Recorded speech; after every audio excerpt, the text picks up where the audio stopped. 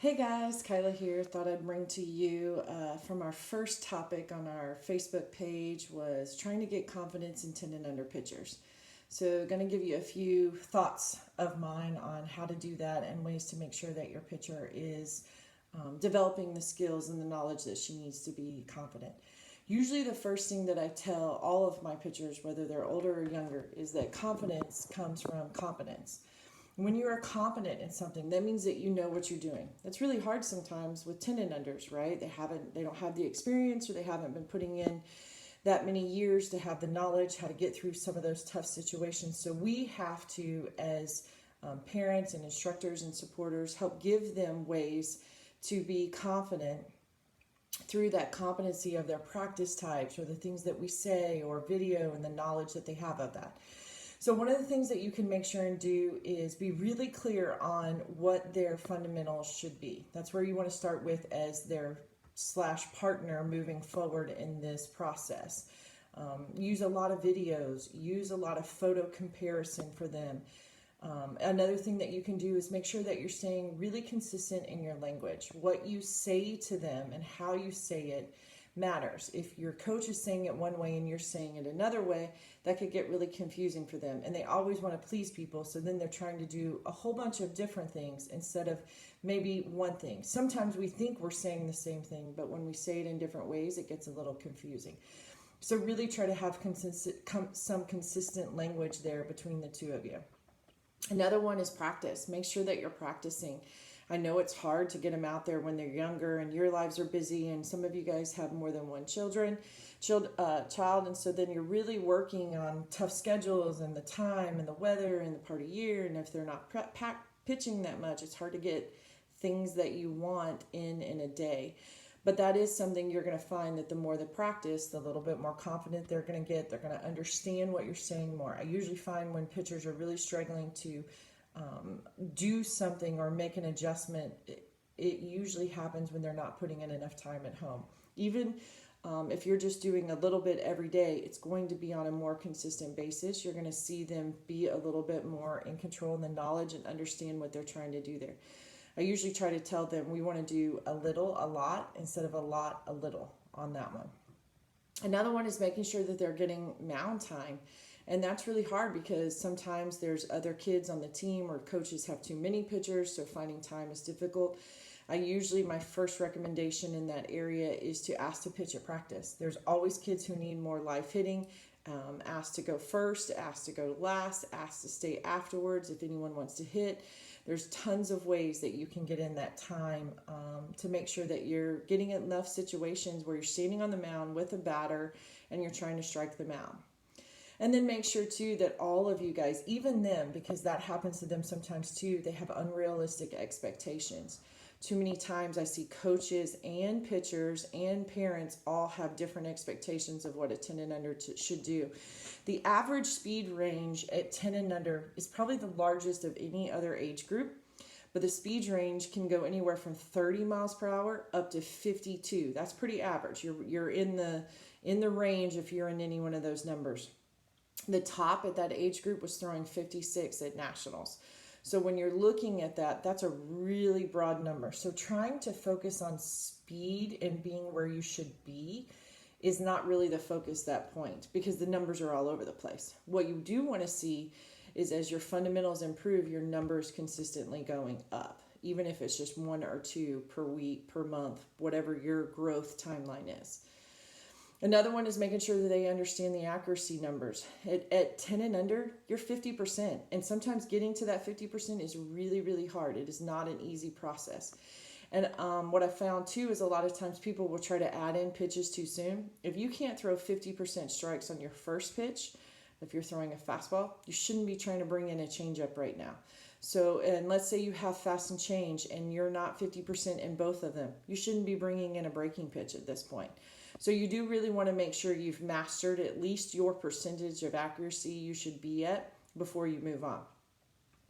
And then understand too, at 10 and under, there's going to be some good days and some bad days. Sometimes I feel like we hold them to standards of higher athletes, higher aged athletes, and that's not realistic. At 10 and under, You and I probably couldn't do any of the things that they did and do currently. So holding them to that kind of body control and mental stability is just really unrealistic. And I find that most of the time when our expectations are unrealistic, that's where we tend to get frustrated. When our reality and our expectations don't match, that's when frustration happens. So really make sure you're keeping things really clear headed on what the goal should be, and use numbers. I try to tell them all the time, numbers are facts and facts don't have feelings. So when we're not putting a whole bunch of feelings into the numbers that they're given, we're just using data for data. It's just moving us either up the ladder, or it might show us that we're going down the ladder. We need to reroute and get back on. I find that kind of takes all the emotion out of those things instead of the frustration to those. My last few tips for you guys is just some things that I hear all the time from coaching you guys in lessons and stuff, is coaches sometimes yell different things. I can't tell you how many times I see pitchers, your goal when you're 10 and under is to be consistent in your fundamentals every single time. Do the correct things as possible, the way that they should be done every single time that you throw. And then what you're going to have from there is you should now then work on doing it faster and faster and faster. When you get those two things, then we really work on, can you move that ball an inch from here to there? But if you're not consistent in your fundamentals and you're not going as hard as you can, having a coach yell, slow down and throw strikes, isn't really going to help in that moment. That's not the time that you ever want to see a player slow down in the things that they're doing, because they're just going to throw their timing off and cause even more problems. So you really want to make sure you're consistent and they know what they should do in that spot. Their job is to throw as hard as they can to the location from day one. That's their goal. They achieve that through being consistent in their feet, in their glove, in their head, in their arm, and in their body. All of those things will help get the ball there as fast as it can. Another thing that you want to make sure and do is watch what you yell from the stands. It's so, trust me, I've been a parent in that situation. You get embarrassed. You feel like, oh, they're having the bad day. They're losing this game. Sorry, no. Even though we feel that way, that's not the truth. We're actually doing that to ourselves. They're just fine. Other kids have just as many bad days. No one player wins or loses a game. So we really want to watch putting that kind of pressure on them, especially at 10. This is the time they should be loving this game and wanting to get out and practice. They should be dragging you outside to practice if they're doing the right things. And then make sure to watch telling too many things. A lot of you guys see a lot, and that's really good. You're knowledgeable. You're listening to the stuff that we're telling you guys, and you see a bunch of things and you want to fix everything at once. It's really hard to do that. There's a bunch of studies and even a bunch of motivational books out there that talk about, focusing on one thing at a time. Our brain cannot handle doing more than one thing at a time very well. If we have to stop thinking about one thing and start thinking about another thing, the transition time between those two things lags. That means we don't do either of them very well.